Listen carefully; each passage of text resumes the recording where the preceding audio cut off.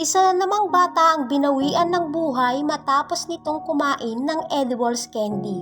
Ayon sa nakakita sa kanya ay masaya itong nakikipaghabulan sa kanyang kaklase habang papauwi ito. At hindi inaasahan na mapapagawi sila sa isang tindahan na may iba't ibang uri ng candy na tinda, especially ang tinatawag nilang hubad na candy o edibles candy.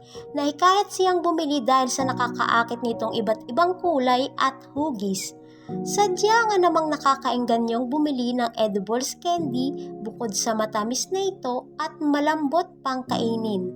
Nakakadagdag pa dito ang artificial fruit flavor kaya patok na patok sa panlasa ng mga bata. Pero hindi nila alam kung ano ang masamang dulot nito sa kanilang katawan na maaari nilang ikamatay.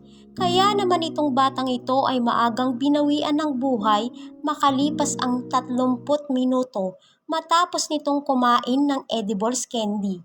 Ayon sa nakakita, biglang sumakit ang tiyan ng bata matapos nitong kumain hanggang sa hindi na ito makahinga at tuluyan ng binawian ng buhay. Itinakbo nila sa ospital ang bata dahil sa posibilidad na mabuhay pa ito pero hindi na umabot sa ospital ang bata.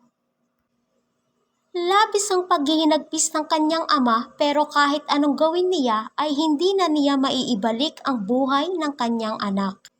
Maaaring paki-like and share ng aking videos para maibahagi pa natin sa iba pang mga magulang nang maiwasan ang ganitong mga pangyayari. Maraming salamat po!